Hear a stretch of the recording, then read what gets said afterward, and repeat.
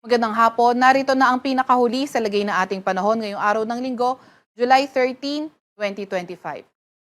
Narito ang ating latest satellite image kung saan ang southwest monsoon o habagat ay patuloy pa nga rin ng epekto sa ating bansa. Inaasahan nga natin na ang habagat ay magdadala ng maulap na papawirin at mga kalat-kalat pa rin ng mga pag-ulan, pagkidlat at pagkulog sa lugar ng Western Visayas, sa may Zamboanga Peninsula, sa lugar din ng Bar, pati na rin sa may Zambales, Bataan, Cavite, Occidental Mindoro, Romblon, pati na rin sa may Palawan. Although sa may Palawan, patuloy pa nga rin na magkakaroon ng bugso ng mga malalakas na pag-ulan.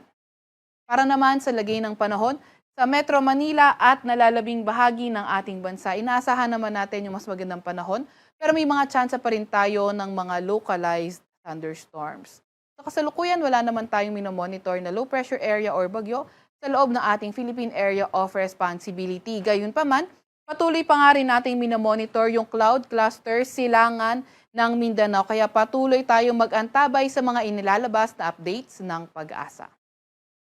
Para naman sa lagay ng ating panahon bukas, nakikita natin kanlurang bahagi ng Central at Southern Luzon, posible pa nga rin na makaranas ng maulap na papawirin at mga kalat-kalat na pag-ulan, pagkidlat at pagkulog. Kagaya nga ng nabanggit natin kanina, ang Palawan ay posible pa rin makaranas ng mga bugso na katamtaman hanggang sa mga malalakas na mga pag-ulan.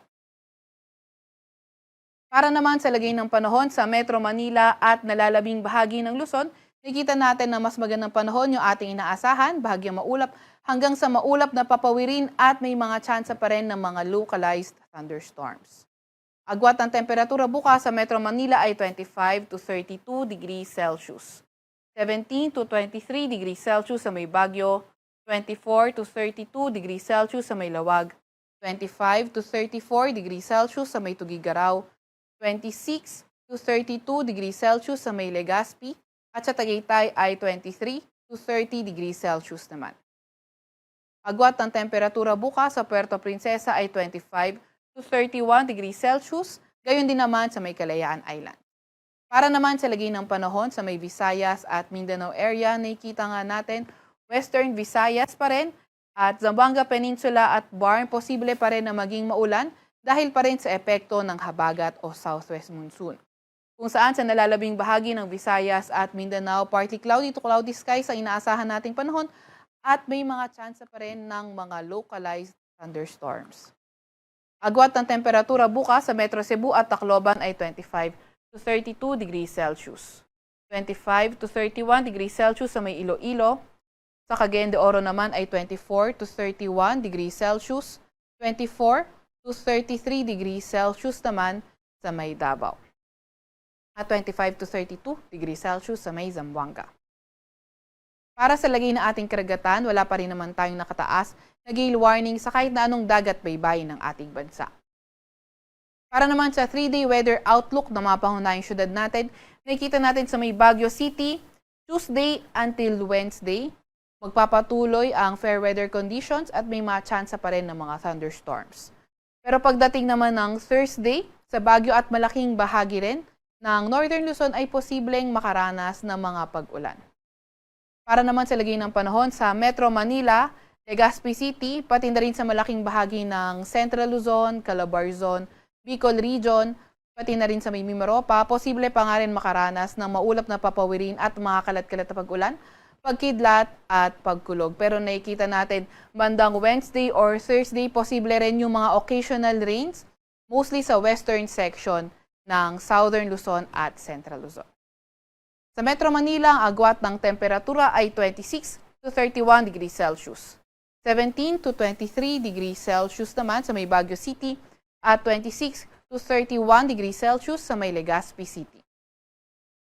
Para naman sa mga pangunahing syudad ng Visayas, Metro Cebu, Iloilo City, Tacloban City at malaking bahagi nga ng Visayas, posible nang maging maulan Tuesday until Thursday. Naasahan nga natin yung mga bugso ng moderate to heavy rains, posible around Wednesday to Thursday sa may western section ng Visayas. Agwat ng temperatura sa Metro Cebu from Tuesday to Thursday ay 25 to 31 degrees Celsius. 25 to 31 degrees Celsius sa may Iloilo City at 26 to 31 degrees Celsius naman sa may Tacloban City. Para naman sa mga pangunahing syudad sa may Mindanao area, nakikita natin Metro Davao, Cagayan de Oro at Zamboanga. Tuesday until Thursday, posible pa rin na magkaroon ng mga kalat-kalat na pag-ulan, pagkidlat at pagkulog at makulimlim na kalangitan. Agwat ng temperatura sa Metro Davao, from Tuesday to Thursday ay 24 to 33 degrees Celsius. 25 to 31 degrees Celsius sa may Cagayan de Oro at 25 to 32 degrees Celsius sa may Zamboanga City. Sa Kalakhang, Maynilang araw ay lulubog ng 6:29 ng gabi at sisikat bukas ng 5:35 ng umaga. Huwag magpapahuli sa update ng Pag-asa. I-follow at i-like ang aming X at Facebook account, DOST_Pag-asa. Mag-subscribe sa aming YouTube channel, DOST-Pag-asa Weather Report. At para sa mas detalyadong impormasyon, bisitahin ang aming website, pag-asa.dost.gov.ph. At yan nga muna ang pinakahuli sa lagay ng ating panahon. Mula sa Weather Forecasting Center ng Pag-asa, Veronica C. Torres, nag-ulat.